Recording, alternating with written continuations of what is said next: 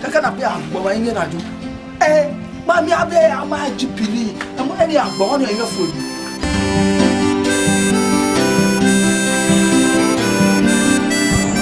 Since morning work one, me never work in a boat style. Them now for what we boat. We never know what goes in them boy. Work me never work since that money one came. But we go to go come themselves, tell me that big things one in a batty one. But right now, me not sit down for me themselves, what me go do. But me go thank God for me themselves. But right now, I never oversee what goes.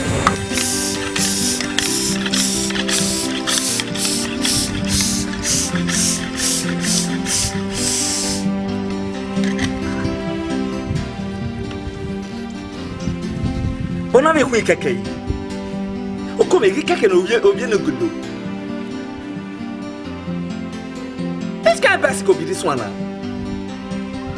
Fi keke no get set it no be. Fi keke does not respond to command. Eh? They tell you I show you no there. Melo ye ba we ki keke na o no keep way. You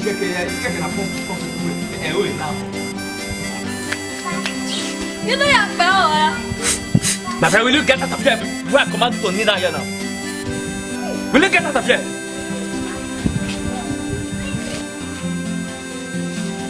Bloody civilian.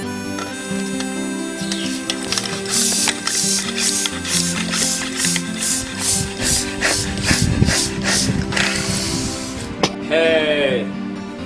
Era bada. What you we very for Naza the commandant me him e bona na do so e we when you go rene na na e we for nice ane e ji na no o tene mu we is to ga gem ya we for nice ane na e go we la rene e na so e we o ka kinya me back nya o dai go ro ne nya o ka kinya me back nya ni ma bo e ba bi a vizinha que a vida é de quase lá e uma vamos para o rio e beba la câmera eu no gume tajo um negócio vai ba é o gume tajo que um é bimare sabe sa forest e minimare de a câmera hoje ezo é mais a bebe com when we got some forest na zao me agora me top me guan ya iwa zao o me anyway and that's why we one man tayo kiri ya la shani me go but I'm going ya wa go so papa mo when I get na nothing is free you do for me I do for you wow me ya wa go ta me you want me my brother you do for me, I do for you. Exactly. When they do for me, I do for you. Ni. And the man I sabi sa forest. My face is sabi sa forest. I be boko haram wa miya. We bello. When you do for me, I do for you. Give me money, I shoot you. Oh, I go me, wa sagwa. Boom. I want to. That's you do for me, I do for you. But that money teta. Ah, okay, you do for me, I do for you. Hey, you explain my way. Oh, the customer, you want me to go to funny, no. Yeah, I'm good. But I have it. Pay our good. Come on. Yeah, brother. Hey, who wanna dig boo? I bet.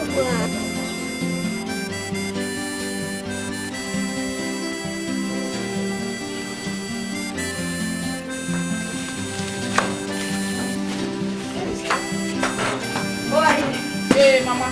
Boy. You are see. Ever wa voiwa. Ever no voiwa. What the man I got you wa? Je. E Commandant ni. We no ya si taya ifwe. E wa re. O wa si taya ko ya wa se wonye. Ni boku. Ma. Where? O Commandant ha, we no ya si taya ifwe. Good Koi, ke na ga ka o. Ke ga o keke. Bini mana ge we are you computer ya. U ga leba igboa. What? Yeah. Hey, we want no man give me tire.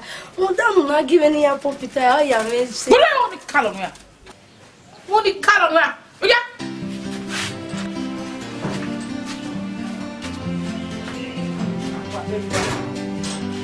Okay, sir.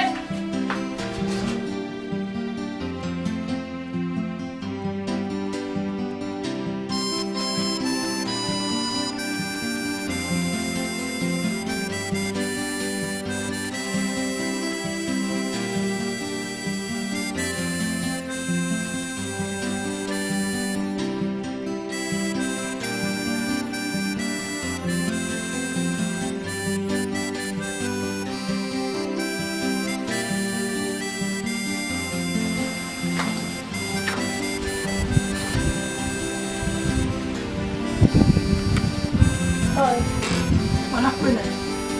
Eri akoto. Ha? Wa gba melele ya gba melele ya. E do mo me koto. E ka do me we ni ye ka go bo abai. E se ti gbe me amon ina eye ya kun. Wa kwene. Go e ge ko lu pe wa ma melele. Eri akoto. Ha? Wa se wa do kanya mo me ko agun de. Pe aka o ya so mi wa o wa ki. Eru wa be bo wana. Eru wa be bo wana we ado apeso. Wájú mú ìgò lòrán kó lè wà pọ̀ ìgò ìrìn náà ẹni pẹ̀ nínú ẹ̀kẹ́ lókè ayé àwọn ìpẹ́ ẹgbẹ́ kàìmá mújà kàìmá púpọ̀ ya pọ̀tọ̀ ẹ̀rù èyẹ lákàdá púpọ̀ mújà ẹ̀sùn ọjọ́ ẹ̀yìn mọ́ wẹ́lẹ̀ lẹ́ gbígbà gbàgbẹ́ mi ẹ̀dọ̀ bí àwọn náà wà ẹ̀dọ̀ mọ́ wà náà ní ayọ̀ mọ́ bọ̀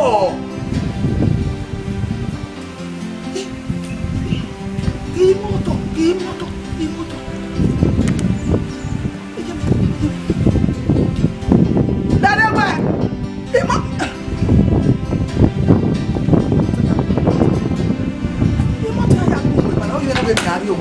Amene. E que não dá foi nada de moto.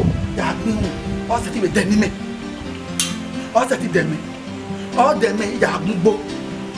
Ya ze fi le mo adugbo ya gbun no gbugbo ni. Tare, de lu ke we. Wa mu we lu ke. Ya gbin de to ya gbin. O ke e ta fi agbo wa, le fun ami wa. Na ni ya. Ba to di ya wa do mo wa na de ayo mo bo. Me do kari yen kai.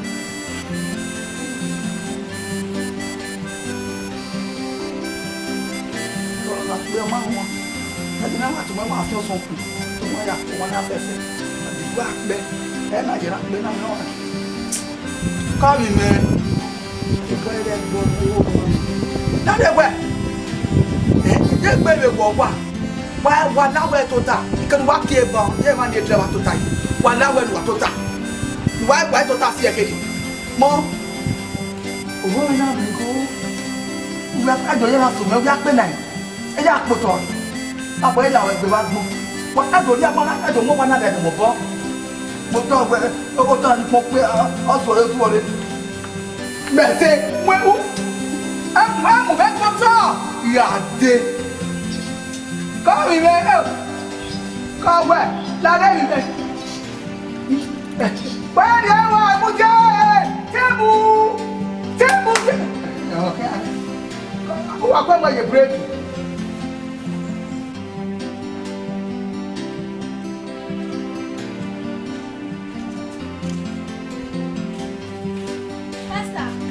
Dame bom dia. Essa é assim. Qual? Está. Estava meteu a arena. Ô, guame. Essa. Tá bem, me. É uma gare ou quase nada? Oh, se estava na hora me bem, mas não agora tá falando. Mano. Porra. Se está. Ontem veni, até A da caminhão. Atacando me. The Vulcanizer Commandant. Qual você não? Até veni na hora na me mãe. Iwadiae, you know, Onemi, even no man, no. Yari, your papa, way. How you go where you know, do you wear me and have a soto? What was it? Is that all what I know, winner? Kakaba? Vulcanizer, one. Okay. Aware near wow when you work when you only area where you are. Or to wear that cameroon. We are wearing me. You only hear me was around. Amania, Oma winner. Oh, winner, Vulcanizer. The Commandant. The Commandant. Mana wege abi be anagi mi wege ni ya oni ya wi na ya de na wo ho ya mu no ya se wa me no me set su say me be ya o de so say oma ya wege de ni didi yo ya be gu we ya me ya mo yi yo ni ka bi enya ne ta wa we ya wege make na do with mama me trust we ya ni no yes oma bye mi ta we to mo e ta we no ka ti. Ah, no, pack. Yes, pack. Baba, I'm not going no give me ro. Oh, me better na tia. Ame kill me je. Me matter me beg. Baba, oh. Come again. Le Sylvester forest. OGBEMUDIA semana we wasi yo. Sylvester forest baba. On the place we na on matie kalapugono mukuno ndeze. Ma very on ya. Oh man, we si Jonia. Eti mena ni memoire Sylvester forest. No teme mugu de Stuga, Germany. Ya ye ne baba. Ona go we asi yo. Vulcanizer the Oh Commandant. man ya man, we si Jo. Agua. Okay, can we do a team me wa? Udo team me wa pa wa re do check here.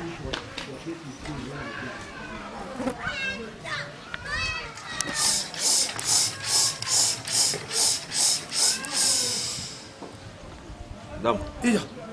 O ma ye geji. Aba me dey when ra kan we Sylvester forest ni kire ya we. We si Jonia no we ka beg.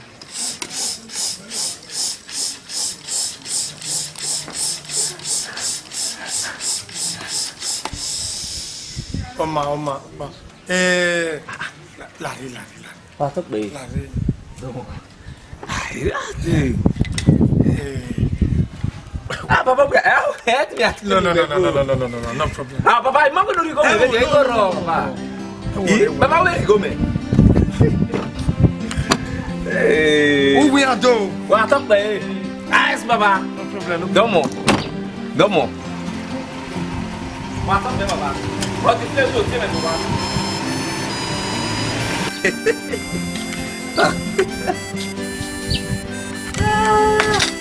Baba wa ni go me. Mi ate mi go me dio me. Pe no ge ne. Ao wa na ma pe ni a. Wa na la Sylvester forest. Ya sa wa de wa ya pa bi osi da wa ya wa de bi u ya ke baba. Ya wa hi ku e. Ramadan. Emi ya beza. Desichi na me no. I trust you. why Only Vulcanizer no me rank the una. I'm the commandant. Desichi na you mere ma. I me let you see via ige. Wetin against no so shishi. What do you mean up? Ari mi ta wa yo. Saloba. And then now 14 customers. I'm here with the now. That 14 customers is 14 Fanta. Do se koto yo megbe. Now who make photo? The commandant of one commandant. Ya le kaso. But I'm No. Oh no. Do go me tayo no. Enigbo egbo bo kana. Make na na gwan. Yemi. Maybe give you a situation. Do. Yeah. Look total go winning na. Vulcanizer. Egbe. You were to see it there. Vulcanizer. La wa ho yo ge fu ne emi ego ya sa wo kamele. Aboke brother do. Boa o kana. Ah to you ye bere. Wo ke brother. Agwa gbo e. Bra. Egbe we no tara. Wa. Vulcanizer igba ko yo melo. Igbe. Iyo Vulcanizer. Mo no tara. In bank boy. What la one on Me. Vulcanizer mai me no. Ero o fi agbo e ba me we hu a. Yeah, I been and I been no no la. Yeah, total. Vulcanizer. Oda kinu de wona dodo. Mo me ka me wo gbe. We nu si eta eru esi ya mere. Eri ka ina we video gwe no ro egbe de no. Egedi ya he we. Ne me se mi na de nwe presa nu ka lo we hihiri. Na me we we no ye bagbada ifo ya na we ya na do la de megwe if organizer be ni no ya si yo obi ya pop bi o ta mu la ni sero me no ahia bodo gegbe ariogwa ni gwa sokezo abolo ariogwa do wa no ri e do zeke yo me guy even no dey come e bad marketing na je ni wo enu boy ye won ku we gi me le lo bia no go gbe e organizer na winner yeah e me na Sambisa forest if you say haya kuya ku be na file ya kwa e da me go wo anyanya we na ge ki ni amu ya mere hey I de wu gbeli ya sa odo menu o ko na ba we ku wu ba we ku o ta sare o ko ba ko ara o ba we ku o ta sa odo na we e wo pere ku do wu mo bu a ye ku esi ye nene mi ki ari ogwa megi ho yo Commandant wa le mi bi wa commandant agbo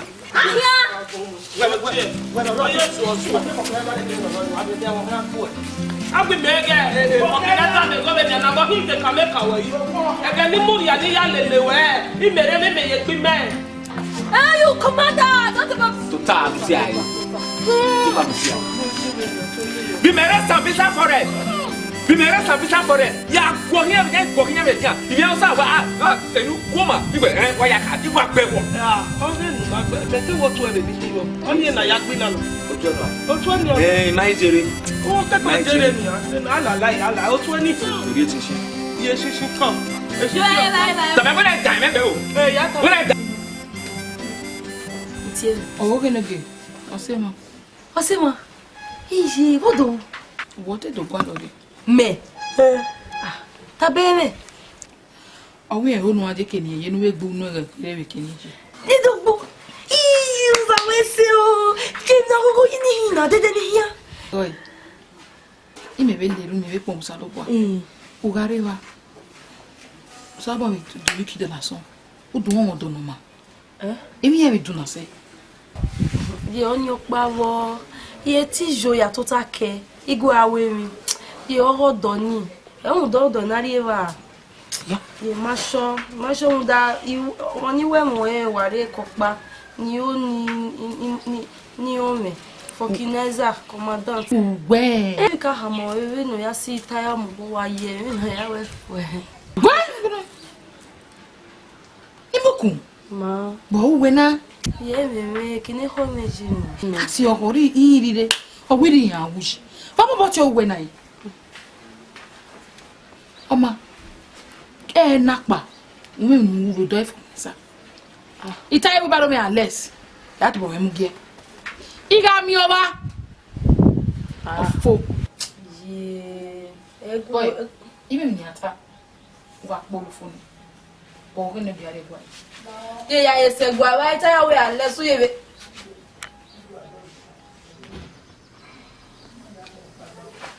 taya we unless so ye teme o ye iko do ni re do ya si yo government wa mi se Vulcanizer we yo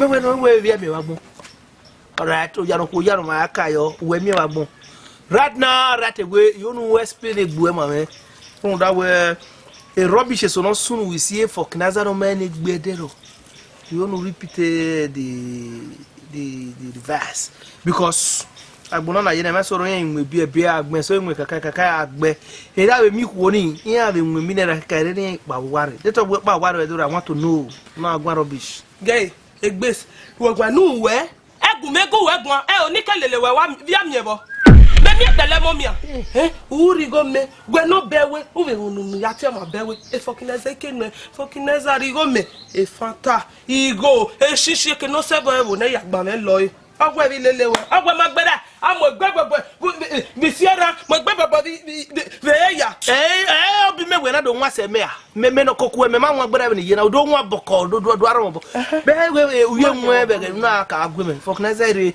odo de pumping machine you listen o see of Vulcanizer the Commandant ke no di ajo salo ba afian gbo ohun o de na ya afian gbo ohun ajere na iro ko de gbo ugbi omo Wa me adio ba we gbege for Canada na ari Boko Haram. Gay. Ne Boko Haram gbe. E po fi ro egbe gbo e. E ko me so yo egbe baba for Canada o. Si be se for Canada e. De ko no ari, de ko ni ari no kin. To no wa we wa no faculty. E sa de wa me on gbe. Wa de faculty. Ya gu imagine for Canada. Ni mi aya awon ka fi for Canada ye be ye me o be ya. Oji ene ku emu obewe no mama. Oba bi epe. Who have a mineral for Canada no je we ke for Canada te je we. Ai go ro ko je we. Ni be na ka be. Ke be ba lo no ne. Wa mi o te for Canada so wo ku wo go wa be ge ye wo aje na ye for Canada. Be ko we mu de ine. For Canada no ri a mushe. Bi a ba mushe o ma re la wa 7 o'clock. Igbe wa. Ya ye na ro. Oh, vale. What the fuck is that, man? Can't do it here,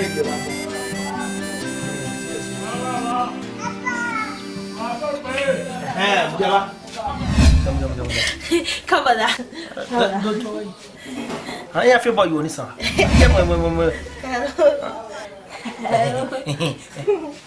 Okay. Why will care a boa? When I care. Ne yabe ati we. Jona na mi nya we o tun no bia no Johnny for Canada. Na me we so ke kwa ne ho. Ya agbe gba bidi. Na ibe so bi ogwe. Don gwe be yire na wa ge enwa bi gba no gwe sen. Nwa do ya bita we no nwa enwa o ka be nwa. Ibi ni oni kama onu kama. Kama we me to bi me pofi.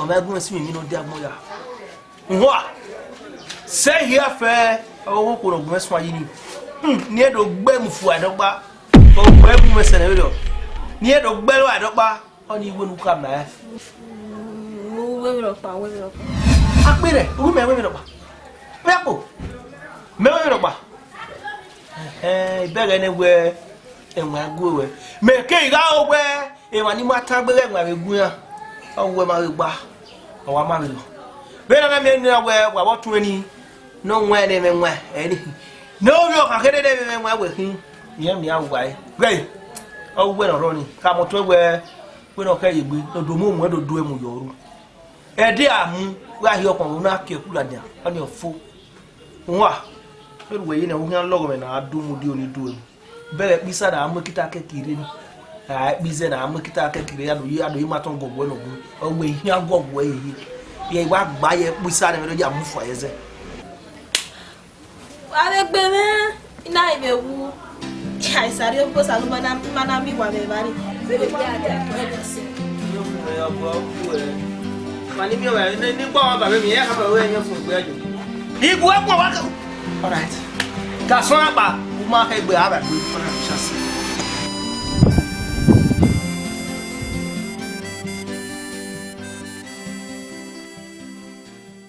Iyon enu kai ọmọ ya ti we later na. Ya zepe. Ave no gibo. Ko. Mo ge na ti we. Ye mi ha mo o se wa no be. Iya ha ma ni we ugwa wetu. Hey, igwa wetu. Emi to pa ni gwa o. Bo mali no a, se ni gano, itabeka no, de no gwa lowo ni gwa o. Why ti gwa o? Ijo wetu wa. Hey, e mata. Yeah, ti de ni gi wo wa. Iwe se rin no gi ọmọ fo ya ti we. Okay, we see. Ọmọ na akwa ya ti we na de no. Da wetu no wa bo ni bo mali. Ya wa de wa attachment re.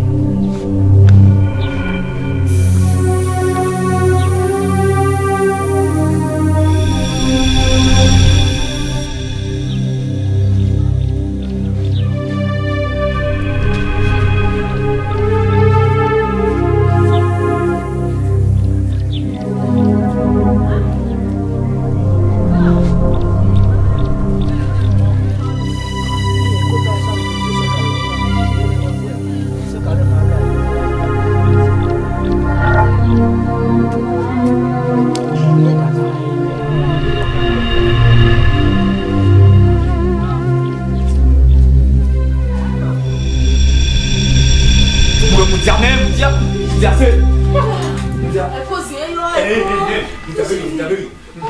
Dia. Ah. Ouais, ça ça. On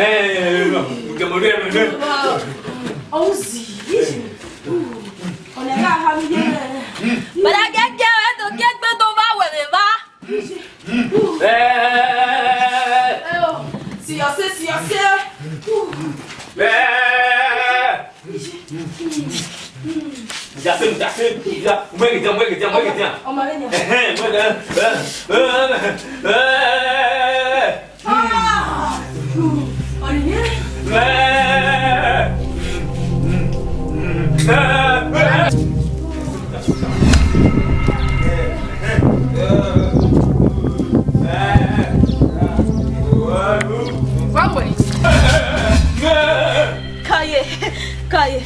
Wow. Okay.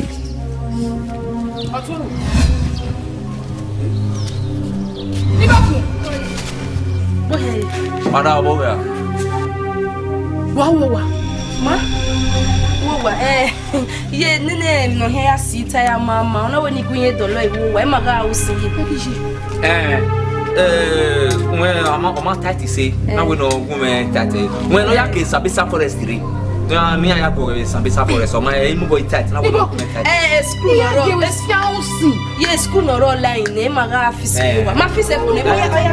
Medina. Pope. Ni baku.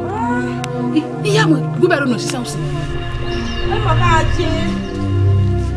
Ye la wo ya pope na ma dolo e. Ama loko Era ya ni Ma dolo e ye la wo. iya di won sa. Ye la ma dolo to pope.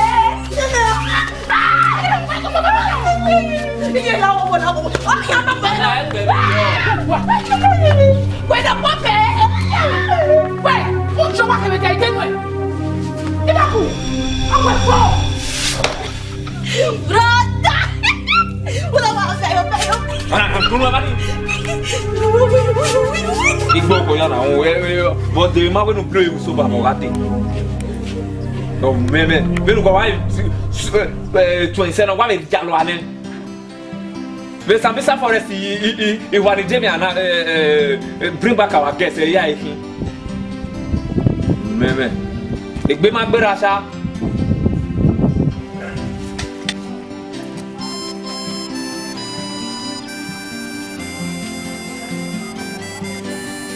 Alo wai.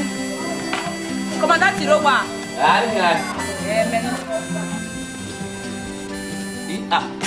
Customer 15. You pump any. We have been 400 wheelbarrows, 3 hours. What's in that pump? Carry your Ona we. We gwero na ya. you know, wheelbarrow. La doge.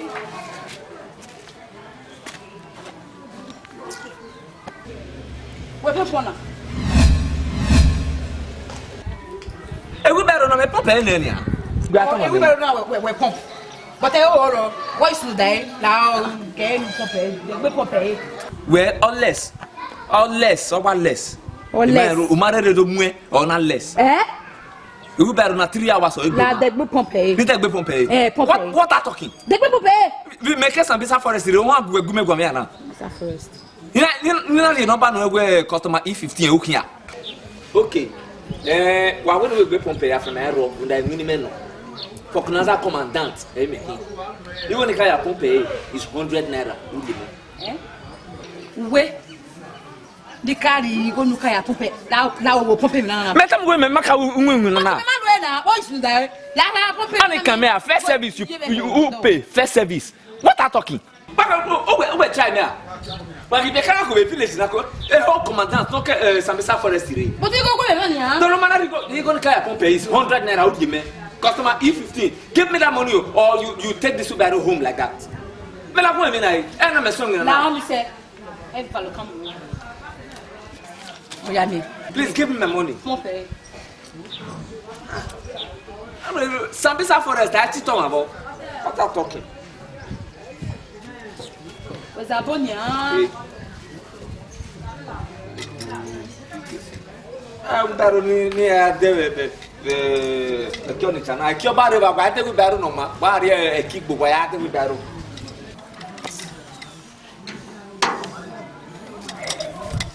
Tá mas meu desse. O viado não é co habitu pompe barulho.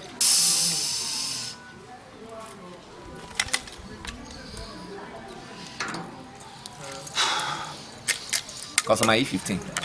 It will be better now. Who next man? Etu. Yes. Aí bem o etu bo ibe. Etubu é uma watching the tube now. Ija, foi o barulho na água com nome. Etubu na mura edina. Ota me meme no man. You really scare hold your my tube na man. That tube is too far. Too fat. Yes. That is too color fat. Come on, I worry. Now you waste the time. You better wear your one. Muda wear ki en wala hejeki. Wewe na. It's too far. You go man. How are you by yadi worry? Ya muda ko ma. Come on, what are talking? Customer 15. Nere ko man na nwini me no. Wo ba ga gude ka gwa. E ri kwa ya me wa fo na.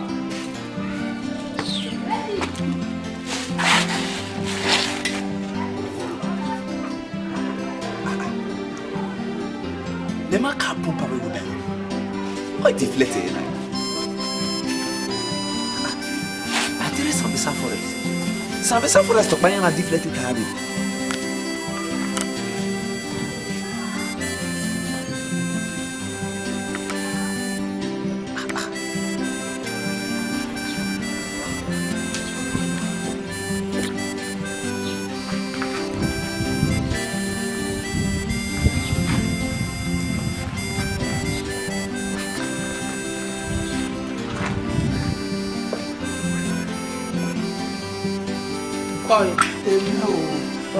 I'm gonna say, it's so. Sorry, Your motor me no way. Ota no way.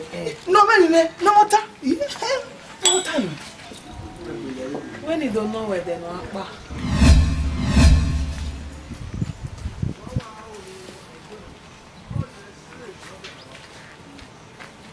Me. Then he akpa. Me bo wanari. Ah? Anyway, but when I want glass and what don't know that then me akpa bo wa we na. Jeti huwe. Ihama we no then we mama wa me travel. Ima onu wo pa do are ma. Oya mete. Don no hin agba obewe. Dora then me akpa no. Ipa o. Ipa mi me, ipa. Me no kwa na ba mo se we no polo se na. Iwa le wi won do ma. Every one na ko ma de ade wo saba na wo no me mi o de sino ma me. O gbodo ni gbe ana oko. Ai na. No. Ohun eso me se wo na hun. Ohun mi kere gbe na oko na ni a. Uwe ni me pa. Me ga mi na me gbo wa na won na ho mi na ni. O ma ni de baila lage. Mommy ati huwe. Ima onu wo pa do are ma wa me a travel no ya mete. Ima huwe mommy. Velo wa na polo se velo wa na mo se se na. Me ari mi na. Me are gbo wa na. Anu pa do ho we je pagbe. I de baila lage. Lare agun mu wa zel. Do ba order fún iko wa ni wa kian. De tu wa wa ti kian wa ri de wa ri de. Igu wa ga pa. E we do pa. Abe e mo wa gamu na ti yan ya re wa. Awo goma dia o wa we hian gba outa ku. We le ba ogun aja le elu we wa na. We po lo awudo lo. Ogun aja la se ti koku we ko kimi. Ogun aja koku wa mari uno mari poki o mari oko mari bi lo pa. O be ko kimi. Ipa. Ipa. Le si o be ni aya aje motor park re e me ya gbo lu wa ni lo pa ye wa. Ya fi mi yi. Ama o deri kai. E me wa no ikoko we ma na wo ipa aye. Egui. Oyin na mu dan wa. Awo ndo pa yo motor no gbon wa. Kaka na pe agbon wa yin na jo. Ma mi abe ama jipili. Amo eni agbon wa ni eyo fo egbu. E de gbe ta.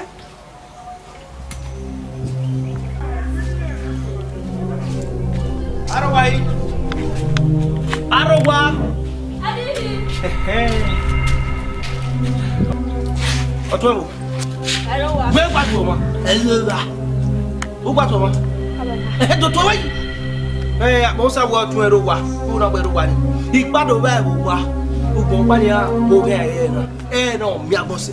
nuda we ni mudia na ogwe mu me we na mi ni ogwe emi re gi eba ni re ana gbe wa go Let's go no tebe wo ni go mi fo ko ya e go na mo o bu ro pe na to paro wa pe gbe yo so ko paro ore ka na we emi re enyo pa we fi mi re me fi mi re Wawi. Ah, ikeke no manya. o na le ka me wo no Wo keke ba. Asabi ade na ya wacha na. Ikeke no manya wala ko pa de o ba no wa ko ikeke mo pa. Mama no mo akuku. Wa mu da ko tene. E o commandant. Mu da ke o bu e de na. E ma bo kan ba gbe na wa mu da ko tene. Ai le gbo fo be na ya wa ko ya wa gbe ya wa gbe. Oh, who fear here? Eh, ogele fear here. Eh, ogele fear here. What put that on me? Oh, Commandant, go away. Na nda wa go ya go ya yo. ike kene ya adu ye e go twelo man o te sabe be no na we mi re ki e pani hey yo ba ka we Ike kene. Yo ba ka mala kasi. We ba abole ga ba. Ike kene. Bi mere sabe sa foresia. O ma ku beto o to mu ki me hawo. Sa we ba sabe sa foresia ne. O wa iya ku e sabe sa foresia no do wu yo. E wa ra call me. E wa gbele mo do wu yo wa. E wa ra call me ku gbele mo no da gbe ni gbe gbe. Bye bye. O ru ba we le la yo. Wa na keke na. Isalo. O ga fi mo wodo. O da ba o agbeyo. O ga fi fi mo wodo. Di me bi e national mi na we. Iya no wa sa fi shewu. E me wu hu ma he ya we. What if I am going to be doing what? Oh, I feel me. Oh, I feel me. Well, oh, I'm going to my office. I'm sorry. I don't move. You made a move. Who got a woman? Yes, I'm ready. Nimo, I thought it was a movie. Oh, you're doing something. Nimo, I thought it was something. Oh, who back on once I get you. I remember when I was a soldier. I remember when I was a captain. The mother went to be back. I thought I was a soldier. Don't we catch anyone? Hey, Bama. Big Bama. One year, Kaka. What you never have a field of no window. He can body wow. There is some bizarre forest. Everybody calling me, or we believe what we're having. And I will be there. When was that one? No idea. Oh, there were women you put in your back. On a two hours ago, we were the man who won't do that. Only even grab me time. When you're back, one Yakaka, my blue boy, I'll never block a cacana. We want blue bob. I don't about the block a cacana. I'm going to rally. Yeah, go for your. Oh, see, no, no, can never. Yeah, no, can never. Yeah, what do you hear? You want how oh, no, when you're there. Ike customer. Ike customer. Eno get up there. Eno get up there. Ya come on. Eno get up there. Ya come on. Mr. Mr. Forest, you are telling me. Eno get up there. Eno get up there. Ya come on. You do to the I'm going to tell you. I'm going to tell you. Color no kero. Be kele no keje. Wa gbo yo. Wa to pe. Who get gbo yo. Emi o yin dia. Okay, ma wa iye no. No get up. Da no mo we do. No go at all. We me what to gbe na na. Okay, ma who okay te no so. Can I not fight gbe kenari? I don't tell you we gbe mi na. Wa to okay ma. Eje. Ba o la re we na. Wa mo boss no. Gbayeza na say. Gbayeza na say. O gwa meje o. O gwa meje customer na mu keke gu na we pop eni e. We give me Vulcanizer the Commandant. Be bona. Ana we pump keke ni e. You have 400 wheelbarrow gume. You have 3 hours to pump 400 wheelbarrows. When it bear.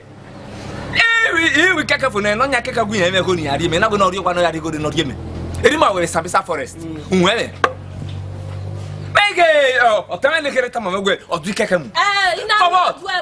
Me lo ke Sylvester forest de. Ona do du keke mu ogu me. E ma ni gbo ma yo ori ma no alo pe police station. O wafo. We boss no. Wa to be no be no ta na o we ro. O debo o be no na we emiere ni efu egbe na hiarie.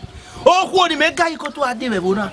O yin kwa ke iseke ne na yo bana no je wa no do wu yo wa de. Ona we o ki me hin dorie. Oge wa me o chele kire no tem na we ma se na. Gwe ka gbo na ye woru ne. O ma. O mi won ku oge wa. Ai na be mu keke we. Ni ko ba me ko. Wa di e be yin. Ah na le me ya. Benin Movie na movie to yo. Ah bo aki bo Movie to yo to. Larry, mu keke le no nya keke. Awo ki me ibo. Bi ya be o kame. Mo no keke. Ya na ke ya wo bi ya bo ya fi ya wo. Ede egbe wa ku e.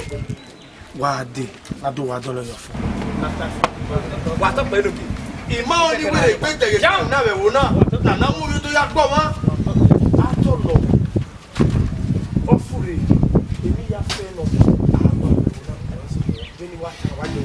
Wa to pe. Wa no de ko pe ra ni ka pe. Ah me de ko pe ra baba. Wa to pe. No me ka ka. E ma ni me ko ni ya to ko ji wa. No me ka ka. No me ka ka. Oya, wa yo wa. Wa. Mu je bere. Ba bo fi akule lo. Wa we no wa me le kele lo ni. Ya we wi se wu ogwe na. Wa ga e mere lo yi lo esu. Yo be na yo lo ko. E nye ma to wo lo gbe bi aye. Okay, wa fi ba we ya o. Ya ye no ta.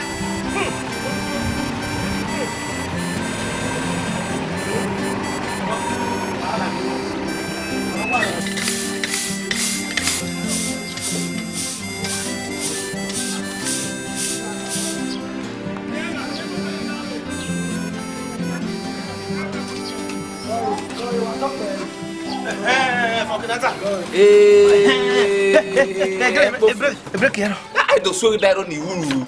La wo. Vulcanizer po sa wo wa. Only fish pond. Mi o ka ma wo ndo mu ojeson. Be wa de machine la je wo pa yi. E ta ya wa soto. Na woni mu ajo wo ma nugun me be ho kere yo. Ekpofi. What's the man you know we see ho yo. Ija, filter mano. Ya be da ye De no. To wa ma gbo fin to. Ah we to we su uru kotona. Umwe back no man na bu me ade ni dossier ho yo. review e Sambisa. La ho, ge o ko bene be Joshua. O ma de 100 na no carry my we say we dey 500 di me. Men igbeko. O se mere Joshua, ma me mo. Men igbeko. Iko le no ge la me ma na ma ti elu e fo ama gbe. My friend me see we la office mere. No ki to bo west here ho yo. Ebi na me o ya. Ebi na me da fe ya. Ebi me bu ke Sylvester for the sire na o go me do ya se o je machine we. Da guru we no ma si na why fe fa guru. Ta ke o do. Mwenya hu. You know fear o. Me see my me. Genya. Why ya de machine o da o bigbo. The machine fu e to ba no wa de le ba. Come on, think ba. Laja. Come on, think ba. Kan we. Vulcanizer. Wala ki ale yo. Aki a ma we mu na. Ma yo. Ale mu ne ku da ro ni. Mi do be we. Ya le yo. When I be blessed, I don't know. Yeah, I can't do. You no. If we borrow the quick, if you're coming, ni have 400 we borrow 3 hours. You pump 400 we borrow. I not told you where you will we paper. We get a bed, you know. We want to dig the and you just keep at the forest. Ya that way. Yeah, way. Kerena. Oh, one in one in this so ni me bu mi ari wa se ba me. O gbe e ke friend me no, e ke friend me no. Me ga le tak me no. Me no ke Sylvester the Commandant. Sylvester forest. Ne bo ari na call me na bo ni retreat. We go level ane. Asamodo. O me.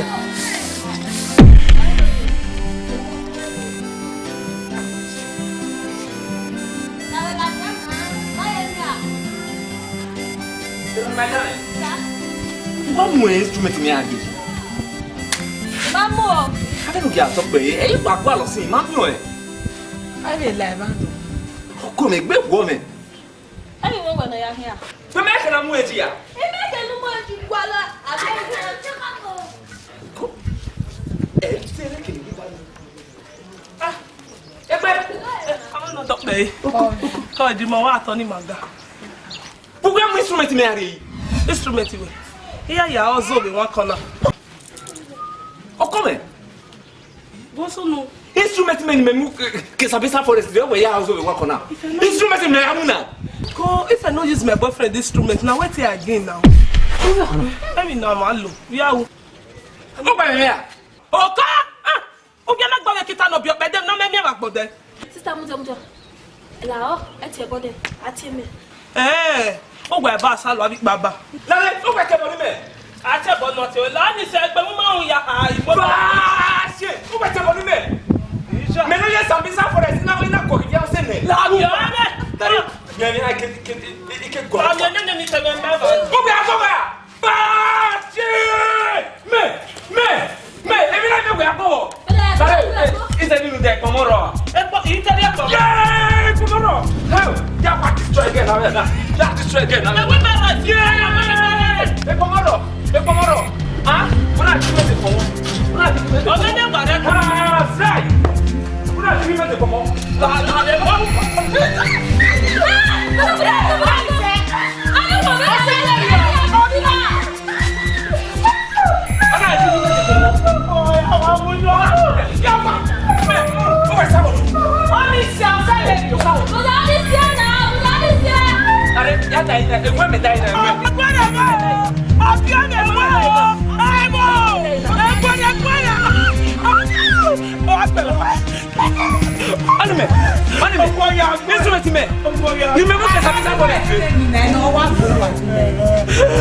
Láre oníhó nà mí nene mi.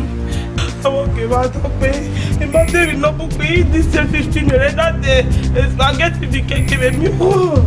Ọ̀nà ètò ọ̀drẹ́. Vulcanizer, délé ní àárẹ̀ ẹgbẹ́ ní ìdíwọ́. Wọ́n ní ọmọ. Gbẹ̀mẹ̀ rẹ̀ dé comment ils est. Una de kuna yo termina instrument me ko na de comment ils est. Tẹ́lẹ̀ bọ̀ mọ̀ ní ìsàbọ̀ lọ́kàn. Ọwọ́ kan nuke wa ko pe ite. Me. Hello, kaki ọ̀tọ̀ ju ọ̀bọ. Ọmọ tí ó tẹ̀lé lẹ́yìn lò. Sister, Bọ́sùnù. like Òfin lẹ́sọ̀ làwẹ̀. like Mo dá bàbá tó ń lọ bẹ̀ sílẹ̀ náà pété àkọ́kọ́ pẹ̀lú. Koyi.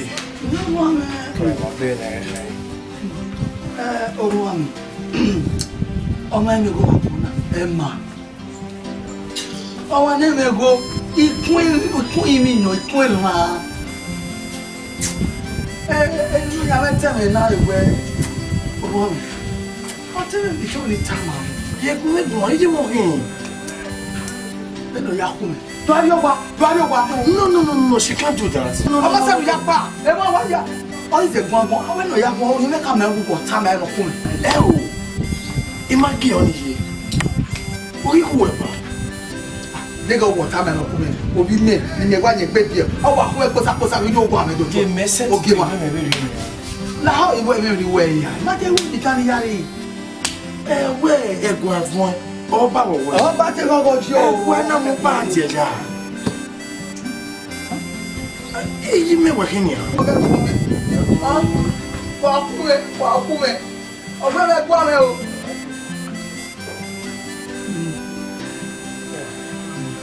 Koyo.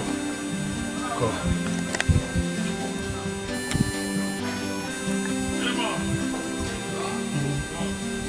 Ẹ mi mẹ. Iná tó àmà mẹ́wàá dùn. Kó bá kẹ́ wà á lè rùn ún nù ẹ̀. Iná wẹ̀ gbẹ́gà mi opportunity tó rí ó kà mẹ́wàá wọ̀ ìta. Kàkà bọ̀. Wọ́n wá fún ẹ. Ìbá yẹn rẹ̀ gbọ́ ẹ̀. Dènà iná ká mọ̀ ẹ̀wọ̀n wẹ̀ pa ẹ̀. Mẹ́rin náà mi yé o. Ìmági ọ ni o. Wọ́n ṣe wọ́n mi. Ìmági. Ọ̀dọ́ mi. Ká ní ló ṣe kiri bá wà yẹn náà. Bọ́nà ìwé yìí. Láti gbàdọ̀ sákòjọ́. Àwọn ọ̀dọ́ sákòjọ́ jẹ́ wọ́n.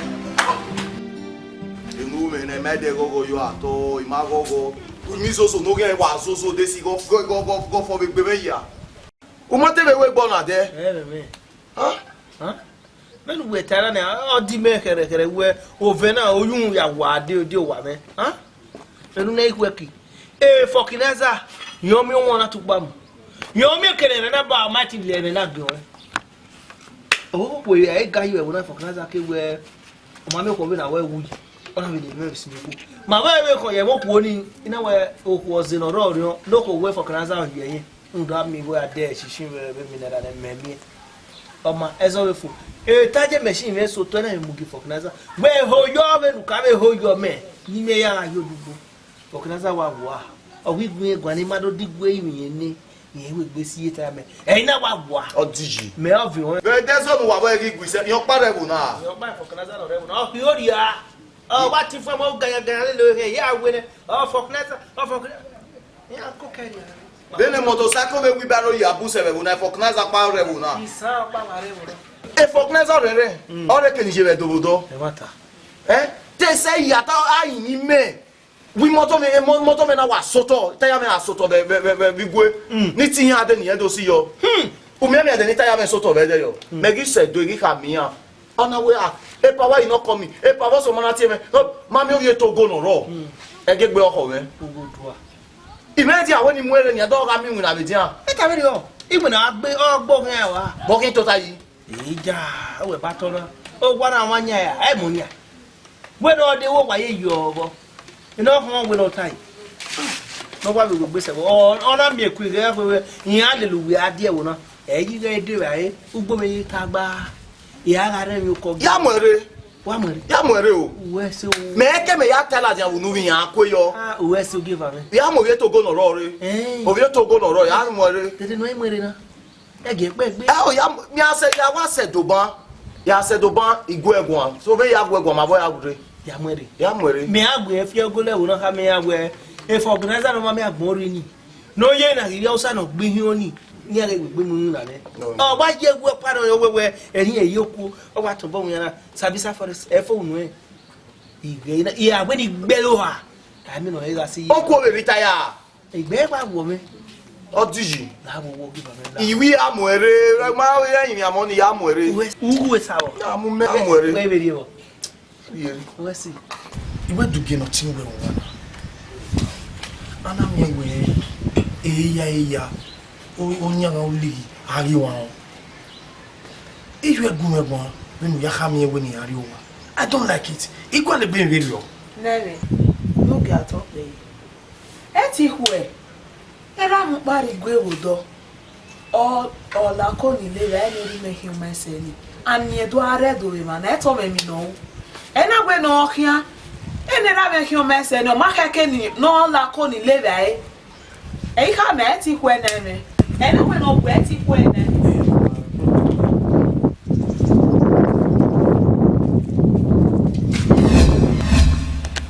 Olorun o wata o ga wata iwe na wada ke ka kibile bayi abo ko dan vele nu yan na ne ni na mo obo na ori opa gera won na ole bayi Je ogo ma deri meri yo wa ugwe ave mana demi nu ogbere ulega yo legare won ayon le palace na emi o be ro nu je gbele awuton ata mo obo na mada oge won atope yen lu ta se jo e Ogbewa ni o deberio. Na do abuji na. Ai do awere dai. Eruweni akana no wa dedo. O do are gwa mane. nene oge wa atope wato wa mere ya e Awele pado ma ya ba le mana wata egba we tv e wa bodu eri ma pa ni mama wa me aro o wa fo ija Je be na go geri aga won eri abe goru ogi o ma no go atope o wi no sanya na le pa ya ye man la o bon la. je kinu dollar ma pa ejo wa won no sa ba ko me na look at No. I don't like it. That was me.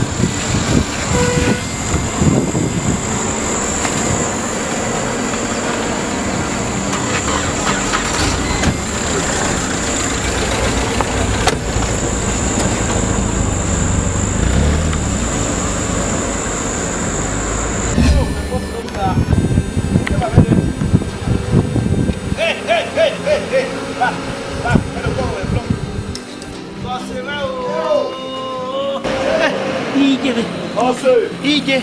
Epo Finopia. Bonsoir. Baby, yeah, my friend. Oseveno, Oseveno, Oye Togo.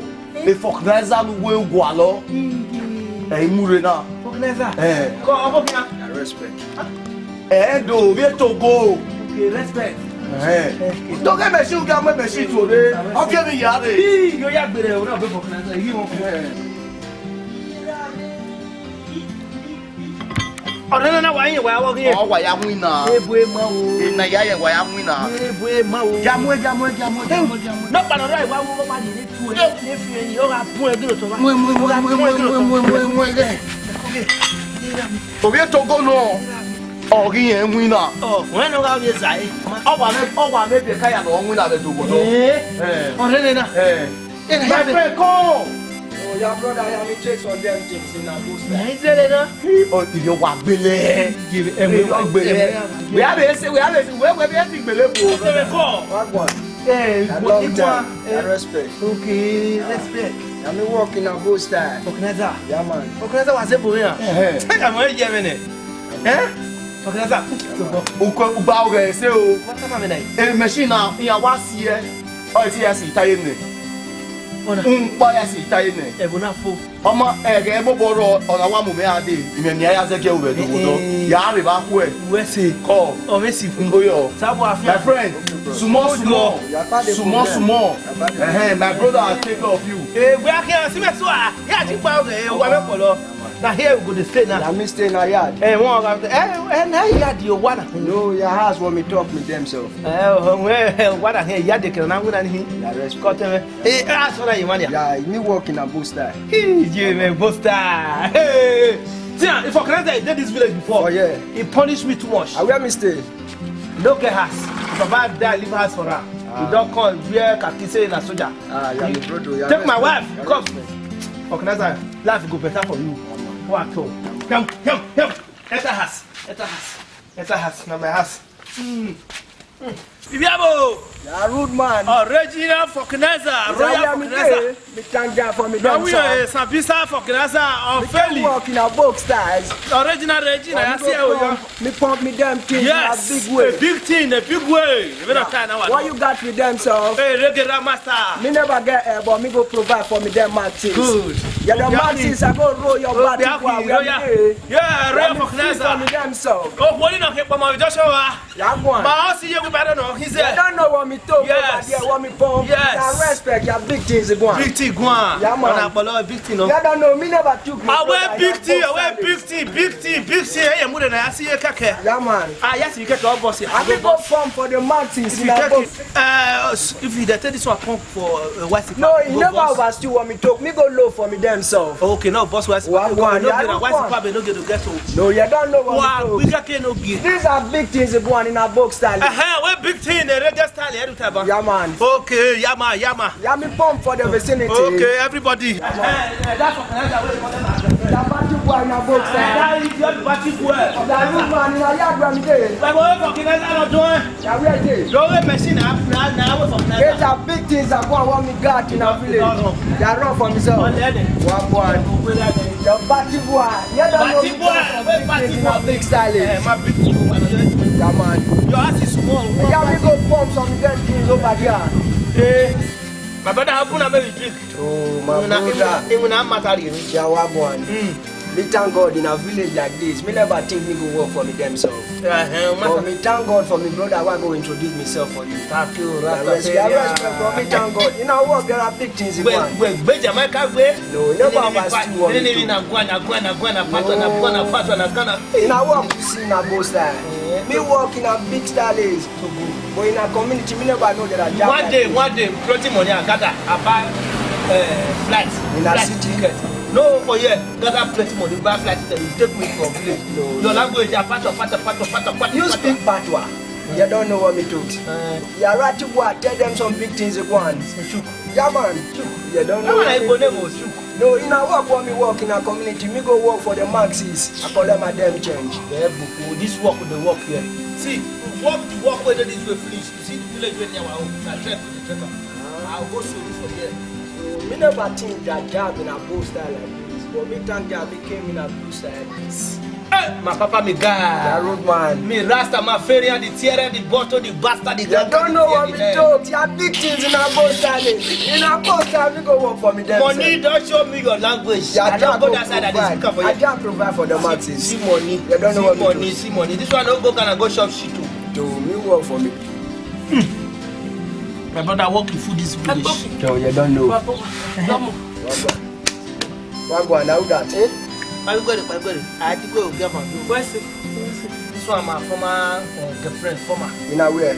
This village. In a city. For my hands okay, money. Any relationship in that we mama we make kun now. My way I have a good answer and don't try forget it. Forget the past and move on with the general present. Yeah, what you do? See a friend that talks to me about this one that I do to me. Bad luck. What one? Bad luck that I can't do to me. I dey suffer. Poverty. Agbada is so for me big. I don't feel pull up. But Jack will provide for them. You come now with your Roger Vulcanizer, a pull up. Come give me Royal. Talk to me, them friend. So many Kadepa. If Vulcanizer near Bora Lome, me a bonnet de book over me now. Well, have coffee, make give you equal back. A bad luck you wake up with me with the Vulcanizer on our boy. Vulcanizer near my name, no many poor. Oh, one of you point out. Thank God where we say me. I don't myself. And you laugh in a live. Okay. What you got for themselves? They tell us, you know, save money don't come. Person you fear person. You know about still what you speak for themselves. They tell you. Money don't come now. Is our friend in a both side? Before, bad luck. What you do? You can't hide the hungry. You provide for you. I'm a boy.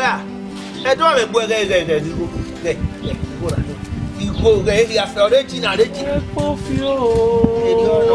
got something from a dental. This for my girlfriend. Why do you take some dentals? You're hungry. Minute I did for fish. Fina, see you see of this. I go provide for you. For that. Yeah, ready for a very good shop. You're hungry. If you don't shop the food. Get. We go down there. You need some. You can't boy. Get the tips from themselves. Why you gonna the bread go? I don't want to do that. Why you don't tiny right?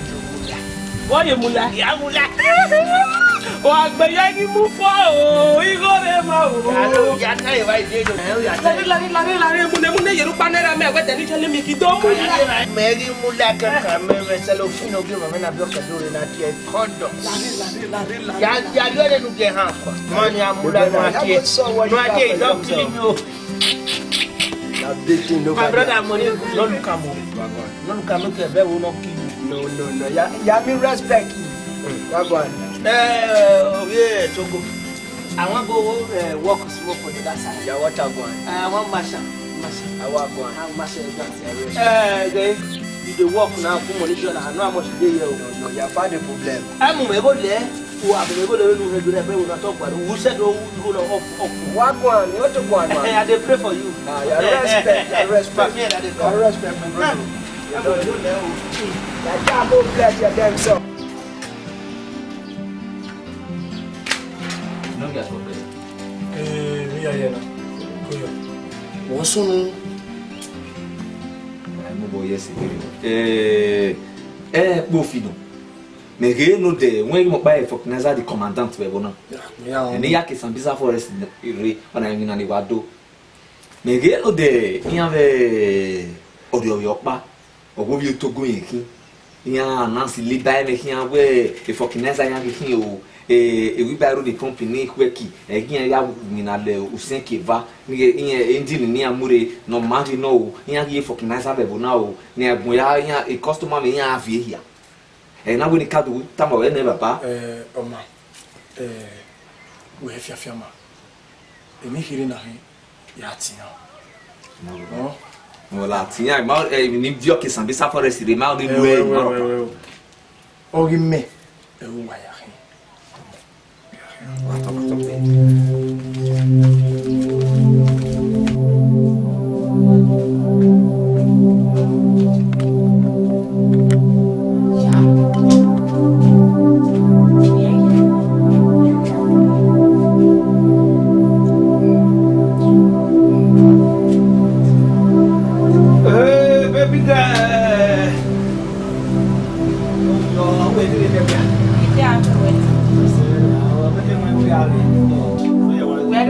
boya wa kiki utoni.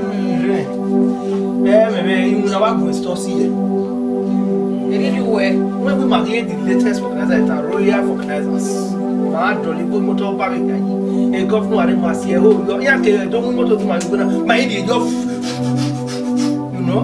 Yeah, I say, my bobo. What you got here? Then you go for you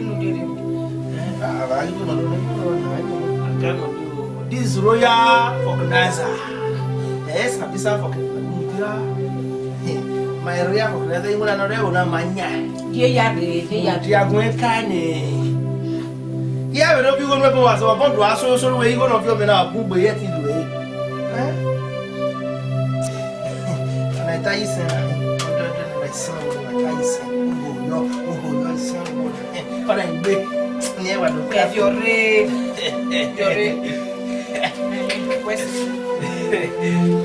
Captain Papi, no balloon, for another feeling, balloon. Okay, don't get here when We're back. Better, give me. Mario,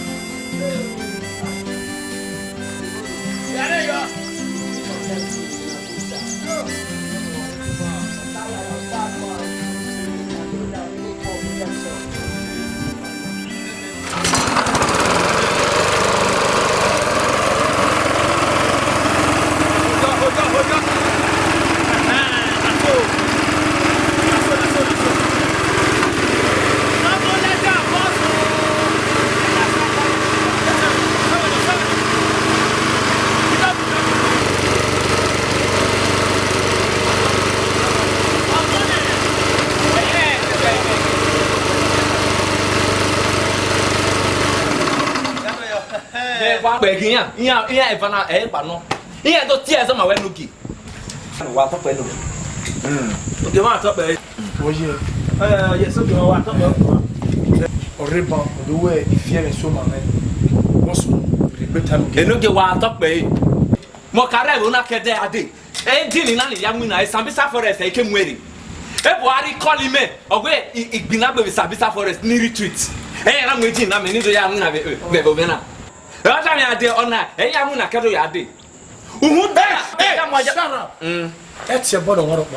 stop anybody. What up? Who done another movie to go to go? You know the way agent of Barry no to you know Yamina. But we may.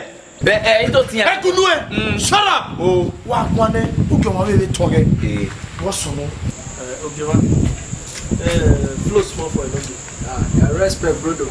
yeah, man. You don't know, in a box that in the village where me came, me saw me brother in a box that pumping some damn things. Yeah, man. Me never was still want me go on for myself because me got some damn things, when me got your big things go on. Yeah, man. So right now, right about, I go jubilate them self. You never know what me talks about. Yeah, man. Right now, me saw me themself in a box that. Yeah. So, yeah, me brother, that was me talk right now, man. Yeah, man.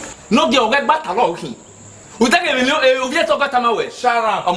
Or get back along, we know what Good way! Look at it. Not so. Okay, man. Me no give a year when you are here where we can understand it. Don't remember my Royal Vulcanizer. The Gunama. You give you man again. A puppy no yamuna. He get away, ya, he dolly we borrow ye and I see moto. He no get FF. Near me, I see you bo. I can lie. Instead of Agbo over hell. Hey, Ramai, look at what talk. Oh, yes, you would we borrow there. Emma, I can write a kid over Sikwa. I'll give a venana in way. Agent, I won't have a door. Near anywhere, ye give me go, give me one. Oh, I'm back, or you don't caca, but I hear upon your way. Give me the people of Baggy. Only la people for that my song. If I miss you, no. You don't give a talk by who take up on to go, no yet to go to I go to Guanu, Temeu. You go to men.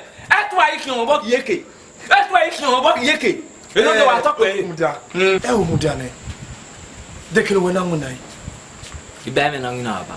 Ke na wonu wana no mare ne bi.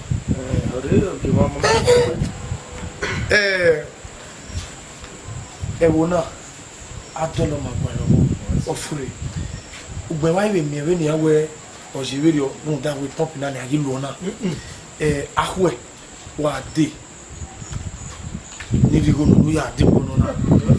Wana avere ne ni eto kokwa avento wana na. Ahwe wa be abde. Ugbe wa ibe mi awe o sa me sonia. Madege. Ate mo na no ki. Ebo aye pa mu buwe na ti ame no tani ebo. Enye mu buwe. Oku yi fie we no janu. Gulu. Wo bo wona di gugu.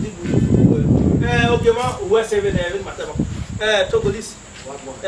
Talk no give. I respect master. I respect. Okay, ma, we say. Big man. Okay, ma, you go to my yasi you na. You go like that. You no give me message we me go a. Me go a no give. You no give me go a. Obi etogo. Obi etogo. Oma wo bo wona di gugu. Me gugu a. Igugu a ke no give. Igugu a ke no give. Wo bo wona di gugu. Ona no tele jagu me be stuka. Be Germany. O pa we agida mi na oma. Wo bo ogwe ona di gugu. A me gbe wo na. You no give wa to pe.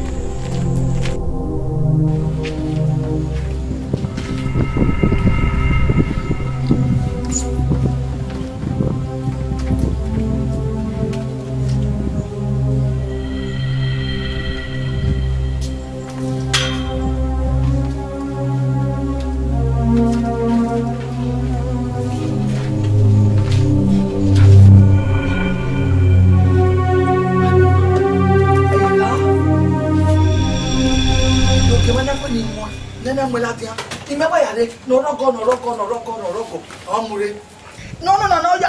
ya kwa oyimo ko wa viole ogi na we ni ti ari mi ya idan oge ma re ka mewe wa to pa enoge oru ya ki we mi no ro wa na go mi no mo die mo ya ko egbe me so ma oje na me wa salo metem eri okọ ya mu na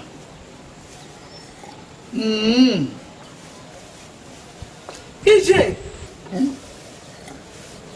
ma we na we mi no gwala we gbanyu wa mi o rudanyo na o we na wo ejigwe mume we mi no na bo na ya oko wa we ma we eni anyu na o ma go we ban emi no ro wa mi o wo